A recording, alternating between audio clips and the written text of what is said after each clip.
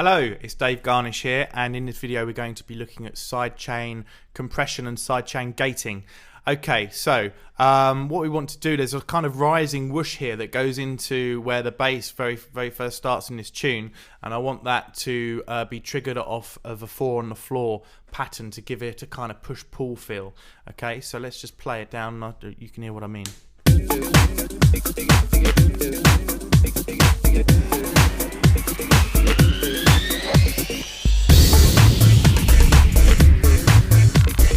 Okay, so you can hear it just goes whoosh, rises up until the downbeat of the where the bass comes in. Okay, so what we're going to do, I'm just going to zoom in a bit here, and we're going to make ourselves a new instrument.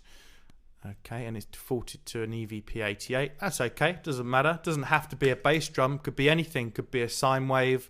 Could literally be anything.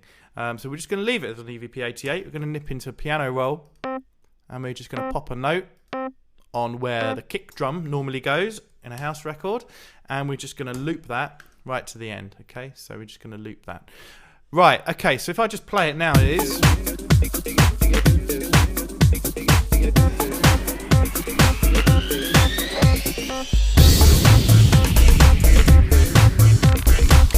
It doesn't sound that bad actually, does it?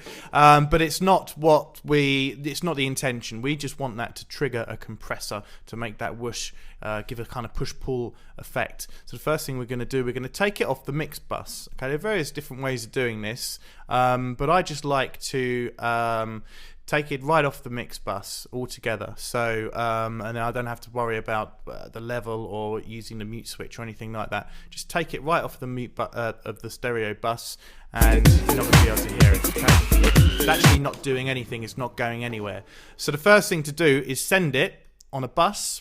I like to use high number buses for this sort of thing, and low number buses for reverbs, delays, and my effects. It's just the way I work. I know where everything is from track to track, and it just makes it really quick for me. Okay, so I just know where everything is, and it's all very convenient because I'm so used to working like that. But you can, you can work out your own system. So I'm going to send it on bus 64.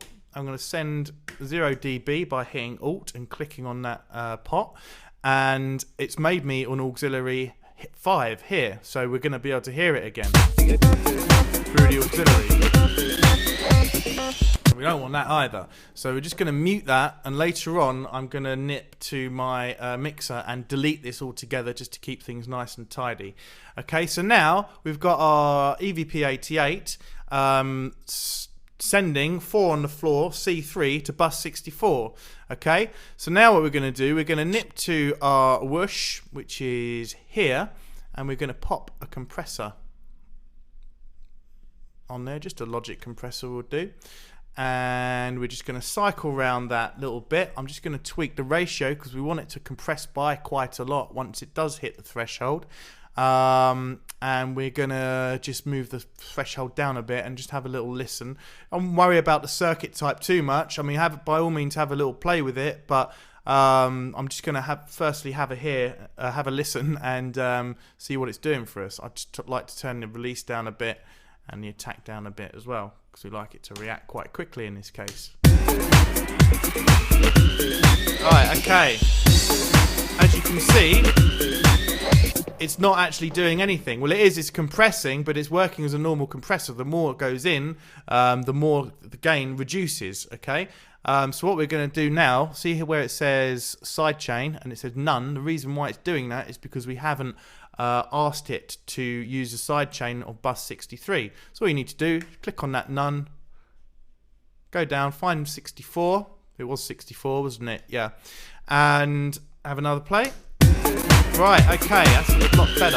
You can see now, I'll go far either side, that the gain reduction is just reacting to a bass drum pattern, okay?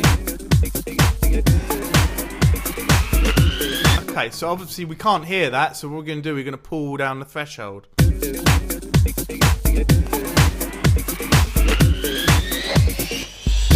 I mean, that for me is perfect. You could mess around with the circuit types. I saw a video on here saying, oh, you must use voltage controlled amplifier circuit type, you know, just that's rubbish. You can use whatever circuit type you like, because at the end of the day, the circuit type predominantly dictates how the attack and release work. Okay, how the attack and release, how the characteristics are on the attack and the release. Okay, so I'm just going to leave it at platinum because that's fine. I'm going to give it a bit of pre-roll because I think that's pretty much perfect.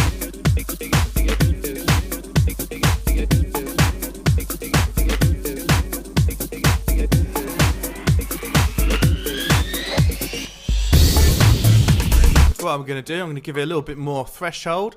I'm going to ask it to compress even more.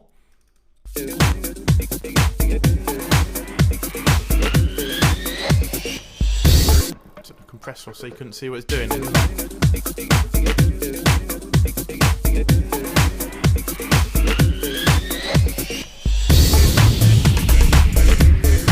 Okay, that's for me. It's pretty much perfect. So really kind of emphasizes the drop where the bass comes in. Okay.